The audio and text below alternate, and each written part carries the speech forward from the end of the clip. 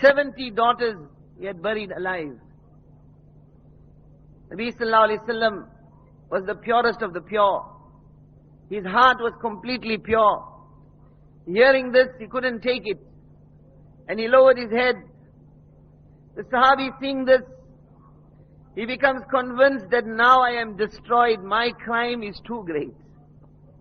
The wrong I did is too great. Immediately Jibreel is sent to Rasulullah sallallahu alayhi wa sallam.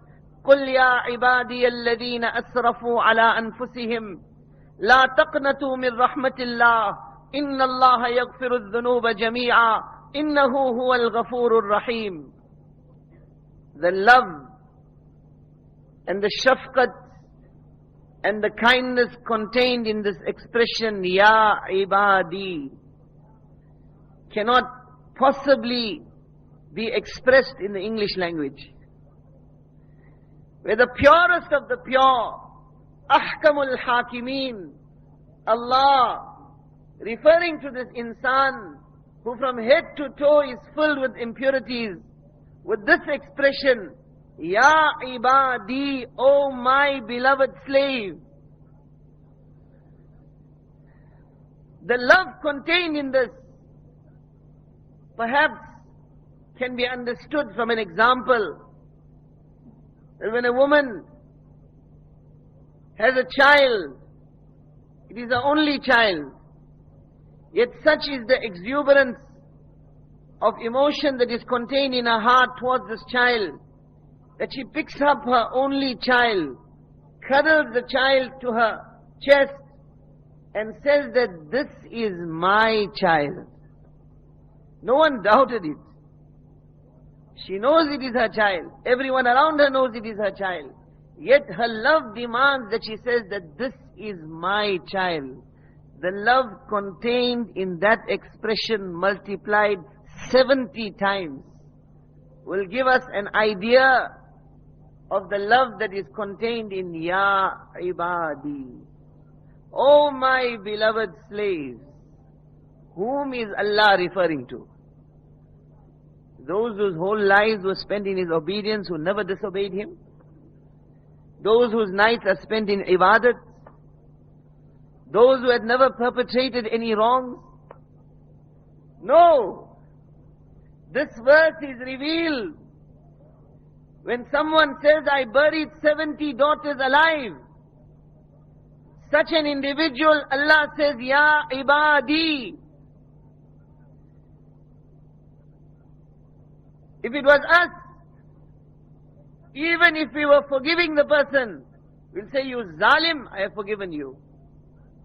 Or you wrongdoer, why did you do that? Don't ever do it again, I have forgiven you.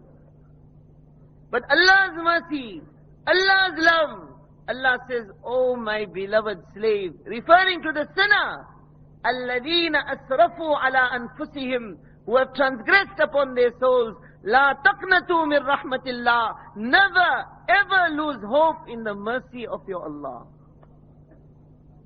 The courts of this world may have closed their doors upon you. Your own parents may have forsaken you. Society may have ostracized you. The whole world may have turned against you. But know and understand that the door of your Allah is still open for you. La taqnatu min rahmatillah. Never ever lose hope in the mercy of your Allah.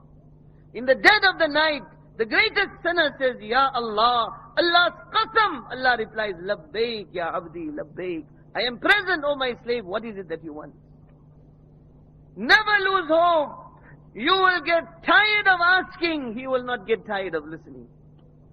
The more you ask, the more closer you will go to Him.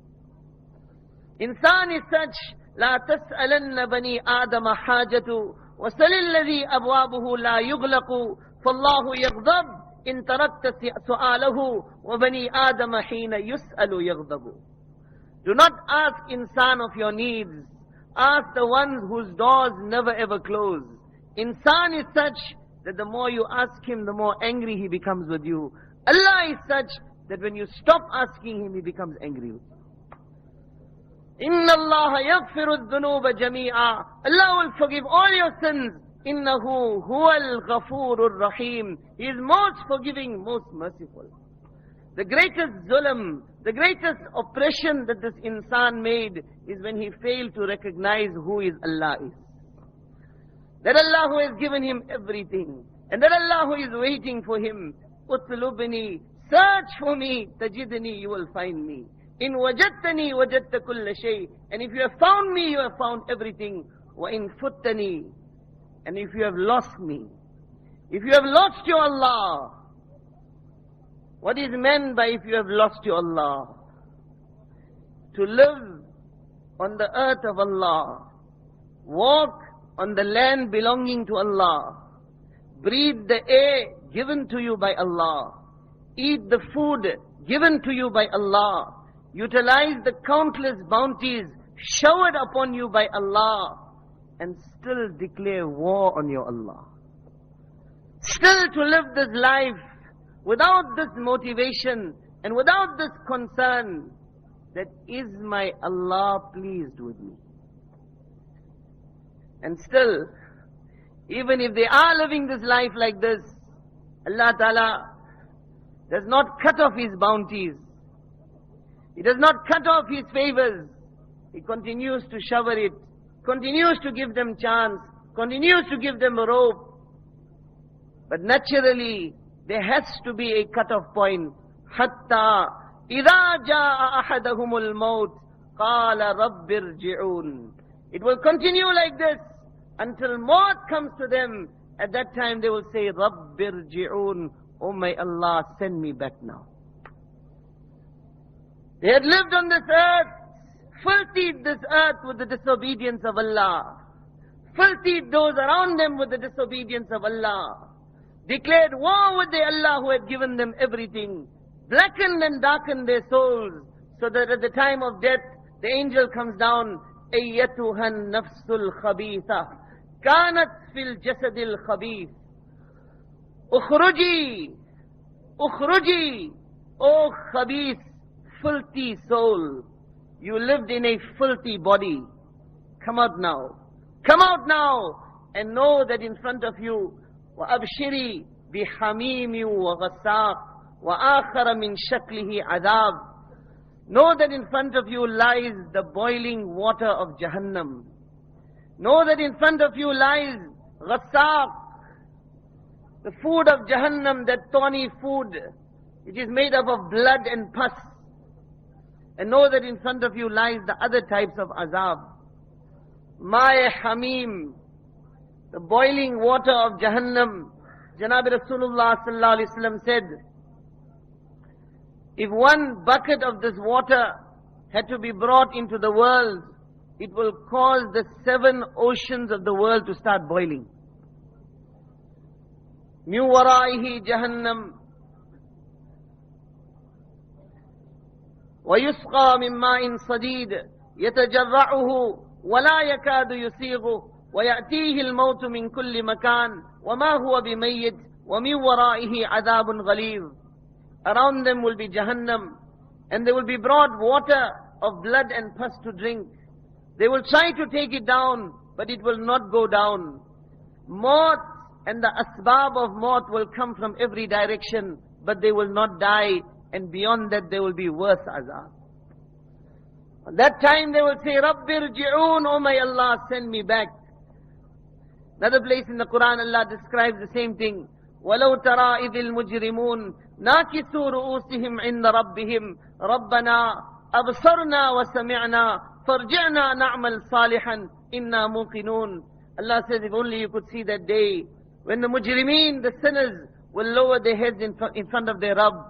At that time, what will they say? Rabbana, O our Allah, O our Rabb, Absarna, today we have seen, today we have heard, today we have understood, send us back to the world, conviction has now come. The question, my respected brothers, we have to ask ourselves, on that day they will say to Allah, we have seen, we have heard, we have understood. Does it mean that in this world they were blind? Does it mean that in this world they were deaf? Does it mean that in this world they had no intelligence, no understanding, that on that day they will say this? If you want to understand the reality of this. We have to understand, my respected brothers, that in this world, Allah Ta'ala has placed us for a short period of time. And in essence, Allah is testing us. لِيَبْلُوَكُمْ, to test you. Will we rely on our sight? Will we rely on our hearing? Will we rely on our understanding? Will we rely on that which we can see, that which is apparent, that which is in front of us? Or will we accept that which Anbiya alayhimus salatu wassalam was sent by Allah to this world with? Normally, when an event of importance is to take place, they take out posters and they stick on all the walls. The media starts announcing, on a certain date, so and so is coming. On a certain date, certain incident is to take place. The coming of Janabi Rasulullah sallallahu alayhi wasallam to this world was an event of such significance in the eyes of Allah, that from Adam alayhi salam to Janabi Rasulullah sallallahu alayhi wasallam, approximately 124,000 Anbiya alayhimus salatu wassalam was sent to this world. Each and every Nabi told of the coming of Muhammad sallallahu alayhi wasallam. One by one they started announcing, Muhammad sallallahu alayhi wasallam is coming, Muhammad sallallahu alayhi wasallam is coming, Muhammad sallallahu alayhi wasallam is coming. Throughout the ages, Anbiya would describe him. One such narration, Shai alayhi salam, Allah Ta'ala sends wahi to him. Allama Suyuti rahmatullah alayhi mentioned this riwayat in Khasa'is al-Kubra. Shai alayhi salam says, Ya sama ansiti, wa ya ard isma'i, in Allah yurid an yudabbira amran, wa yaqdiya sha'nan, yuridu an yunaffidahu, wa yuridu an yab'atha nabiyyan min al-ummiyin. Oh, the sky, become silent. Oh, the earth, listen. Allah intends informing you of a decree which must come to in a maqam or in an expression of praise. You do not call someone illiterate. Ulama explained that ummi in relation to Rasulullah sallallahu alaihi wasallam does not mean unlettered or illiterate. What it means is that Nabi in whose ta'aleem, in whose education, in whose tarbiyat, in whose nurturing, there was no human agency. He was taught directly by Allah. True knowledge, true understanding, true hearing, true sight came only with Muhammad sallallahu alayhi wasallam.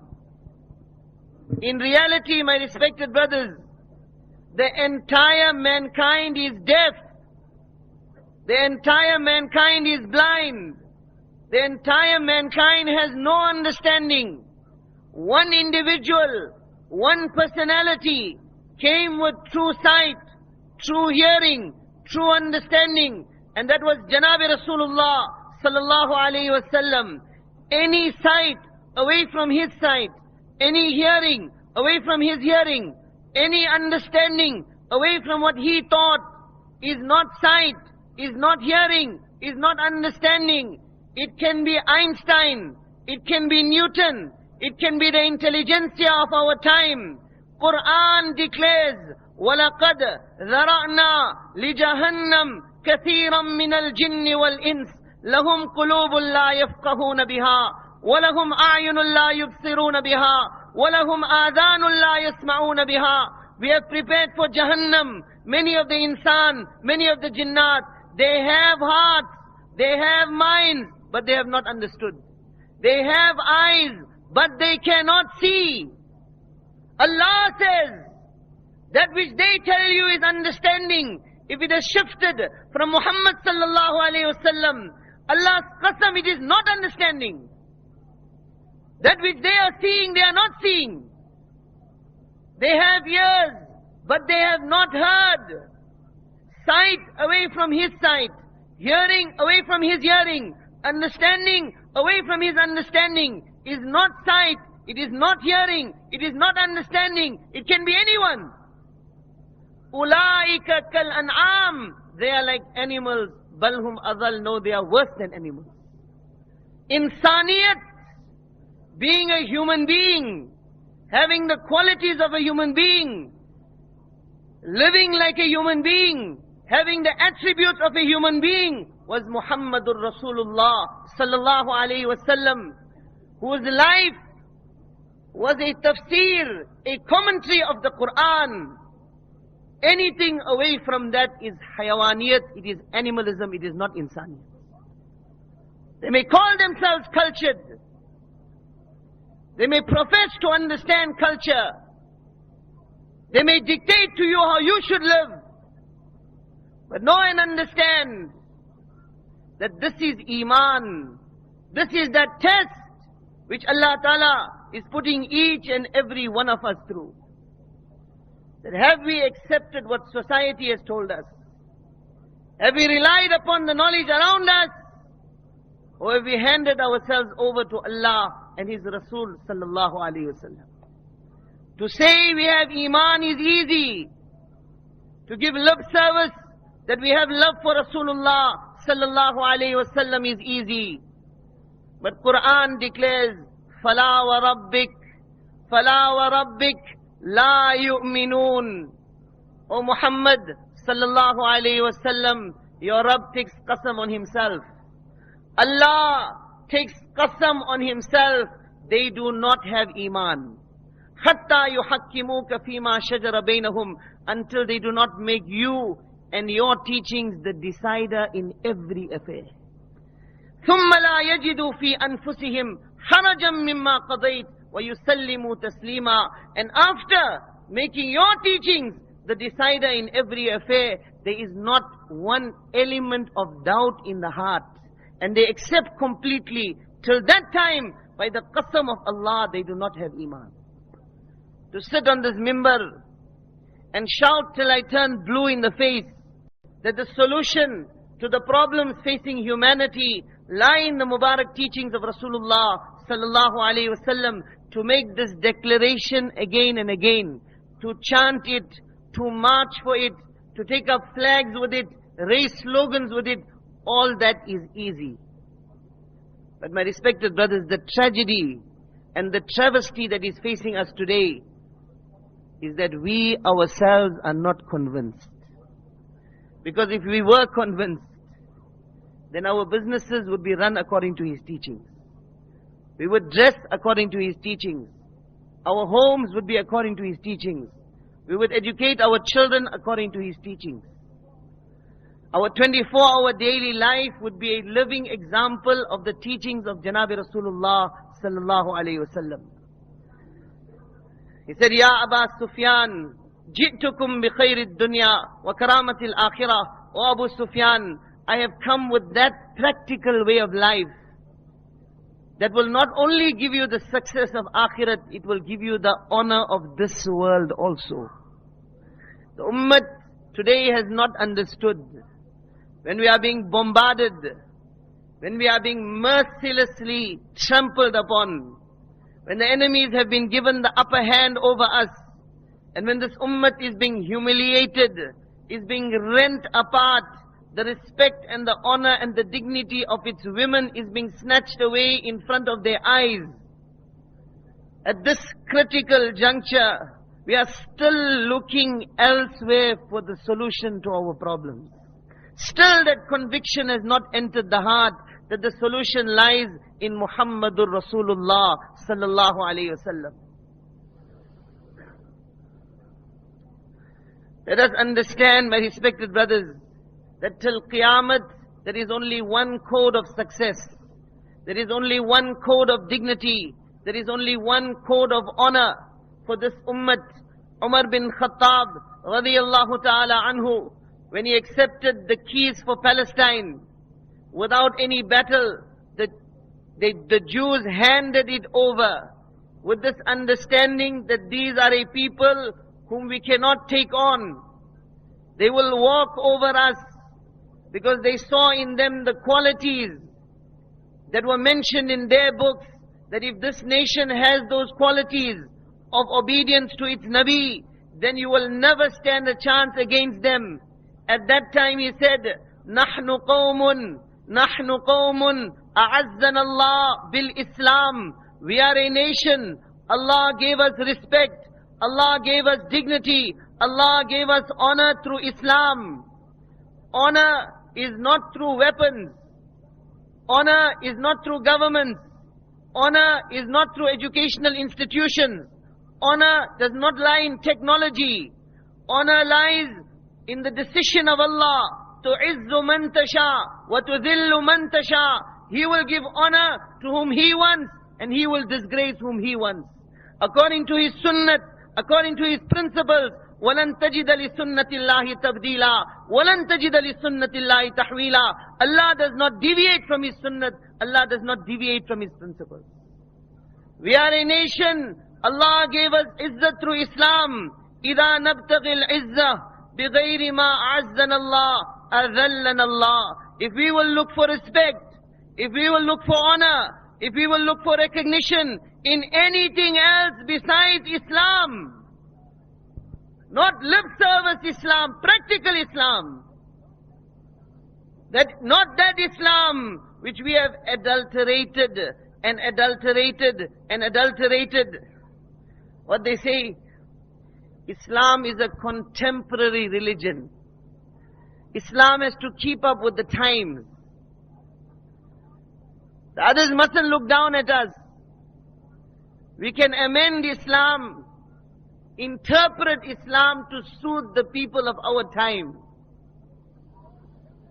Under these banners and under these false declarations, we have destroyed and adulterated true Islam till nothing of the original remains, or just a slight picture of the original remains.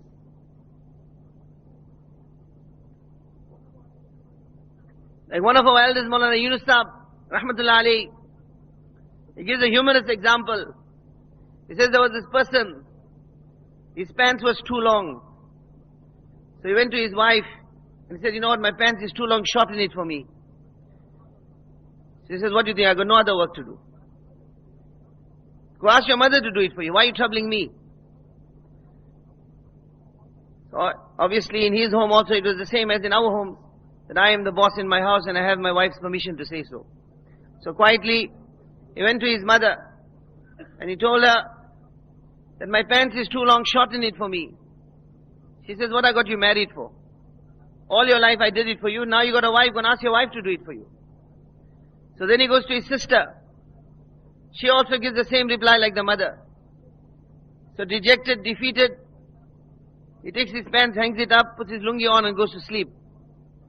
Little while later, the wife's conscience pricks her. She goes and takes the pants down and cuts off a few inches. Then the mother's conscience pricks her.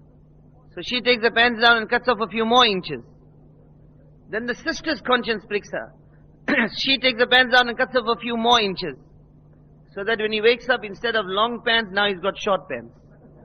In other words, nothing but a resemblance of the original remains. Quran has declared, أَفَتُؤْمِنُونَ بِبَعْضِ الْكِتَابِ وَتَكْفُرُونَ بِبَعْضِ. Are you going to follow and accept a portion of the book and reject the rest? What suits you of Islam you will follow. What doesn't suit you, you will reject.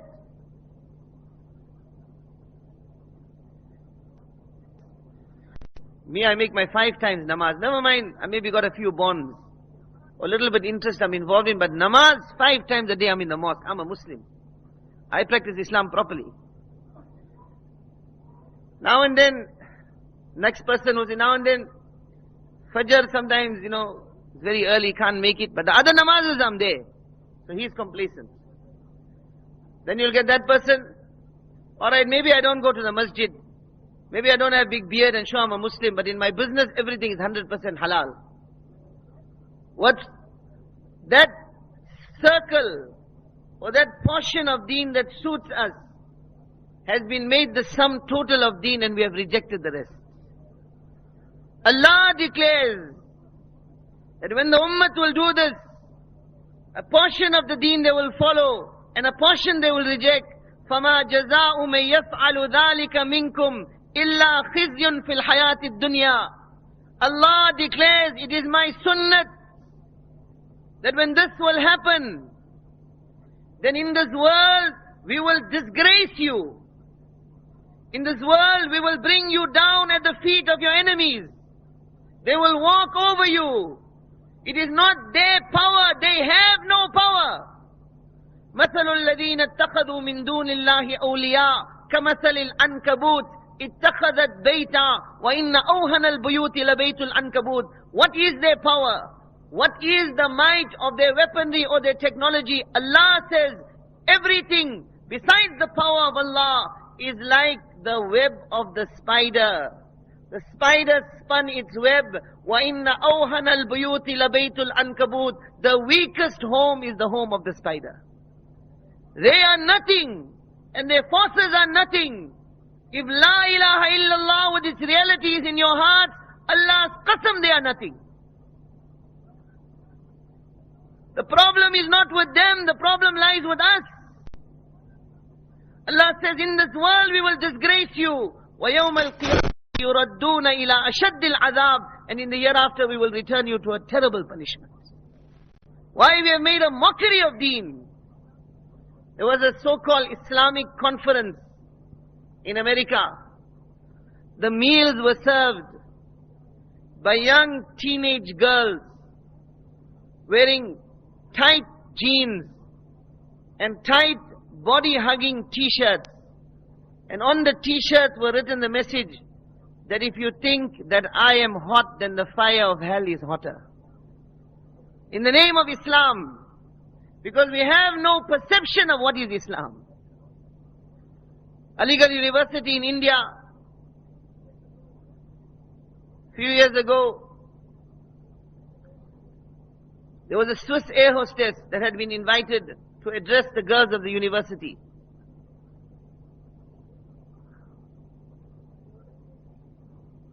So they were very, very carried away. Swiss air hostess. Tell them one pious woman is coming to address you, then that talk is boring. Swiss air hostess might tell us something we don't know. This constant seed that is in the heart, that in essence is destroying us, even in the talks of deen, I want to hear something I didn't hear before. Deen is not something new. Deen is what was introduced 1400 years ago. Until Qiyamah it will not change. That I'lan that we hear after every namaz, or when the Jamaat is in the masjid and there used to be a program, sometimes we think to ourselves, can't they find something new to tell us? Same I'lan. Sometimes we get irritated, out of disrespect we wake up and start walking away.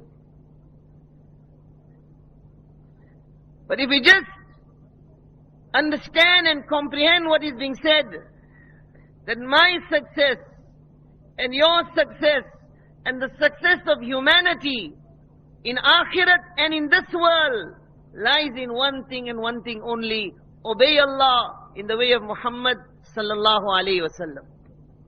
For this to come in our lives, an effort is required. We don't need long bayans.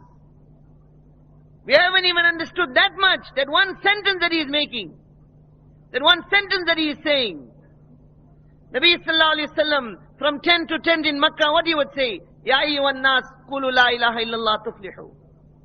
Oh people, say la ilaha illallah and you will be successful. There was no long bayan. But the invitation was towards the conviction of the heart. Correct the conviction of the heart.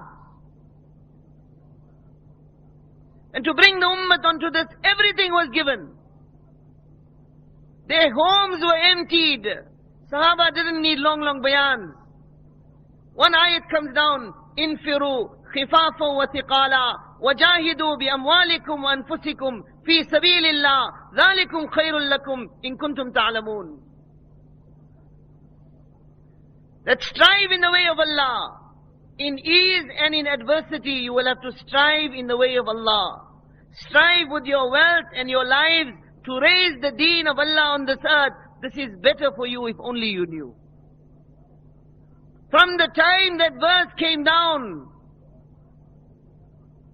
there was not a single occasion that the taqaza of deen was brought in front of a sahabi and he did not say labbaik to that taqaza. Regardless of his position, regardless of his circumstances, every sahabi, young, old, rich, poor, educated, uneducated, my Allah has ordered me to move in His path. No obstacle was allowed to come in front of him. Only on one occasion, 3 Sahaba, Hilal bin Umayyah, Murara bin Rabi' and Ka'b bin Malik radiyallahu anhum, they held back. On one occasion, that also for the hikmat, Allah had kept some hikmat in that. So that the ummah till Qiyamah will understand that the hifazat of this ummah and the protection of this ummah and the preservation of deen lies in this, that the ummah will have to move. That this is an ummah of harkat, this is an ummah of moving. Women will become widows, children will become orphans. In dunya, qurbani will be given. Allah will use that qurbani and sacrifice to water the gardens of hidayat till Qiyamah. They didn't need long bayans. Nabi sallallahu alayhi wa sallam on one occasion, he comes to the home of his beloved daughter Fatima and he knocks on the door. She asks, who is there? He says, it is your father. وَمَعِي Imran bin Hussein, and with me is Imran bin Hussein. With a weak voice, she replies and she says, oh my beloved father, you cannot enter.